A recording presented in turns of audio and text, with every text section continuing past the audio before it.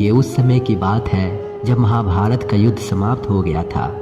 तब गंगा पुत्र भीष्म ने पांचों पांडवों सहित कृष्ण को संबोधित करके सभी को उपदेश दिया। उनके उपदेशों में राजनीति, नीति, जीवन, धर्म की गूढ़ बातें होती थी। हालांकि युद्ध शुरू होने से पहले भी ऐसे कई बातें बताई थी जिसे उन्होंने धृतराष्ट्र, दुर्योधन, कृष्ण, अर्जुन और युधिष्ठिर से कहा था।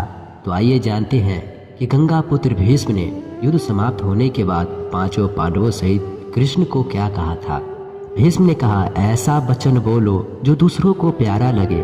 दूसरों को बुरा भला कहना, दूसरों की निंदा करना, बुरे वचन बोलना, यह सब त्यागने योग्य है। दूसरों का अपमान करना, अहंकार और दम, यह अगुण है। और दूसरी बात, त्याग के बिना कुछ प्राप्त नहीं होता। त्याग के बिना परम आदर्श की सिद्धि नहीं होती। त्याग के बिना मनुष्य भय से मुक्त नहीं हो सकता।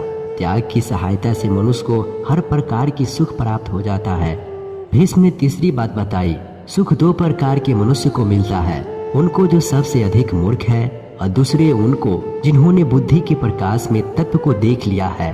जो लोग बीच में लटके हैं वे दुखी रहते हैं। जो पुरुष अपने भविष्य पर अधिकार रखता है, अपना पथ आप निश्चित करता है, दूसरों की कठपुतली नहीं बनता, जो समय अनुकूल तुरंत विचार कर सकता है और उस पर आचरण करता है, वह सुख को प्राप्त करता है।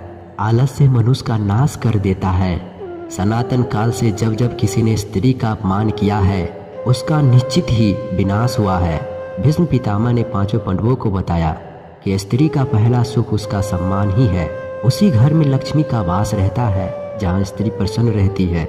जिस घर में स्त्री का सम्मान न हो और उसे कई प्रकार के दुख दिए जाते हो, उस घर से लक्ष्मी सहित अन्य देवी देवता भी चले जाते हैं। भीष्म पितामह ने बताया, जब नदी पूरे वेग के साथ समुद्र तक पहुंचती है तो बड़े से बड़े वृक्ष को बहाकर अपने साथ ले जाती है।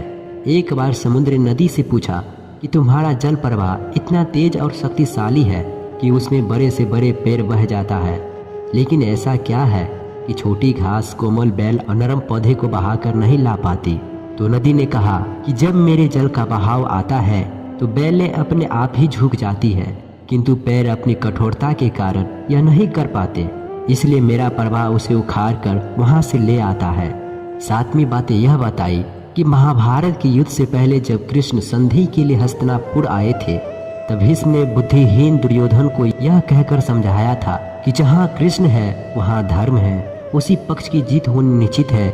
इसलिए बेटा दुर्योधन, भगवान कृष्ण की सहायता से तुम पांडवों के साथ संधि कर लो। यह संधि के लिए बड़ा अच्छा अवसर हाथ आया है। व्यक्ति को सदा धर्म की ओर ही रहना चाहिए। भगवान कृष्ण की तरह भीष्म पितामह ने भी कहा था कि परिवर्तन इस संसार का अटल नियम है और सबको इसे स्वीकारना ही पड़ता है, क्योंकि कोई इसे बदल नहीं सकता।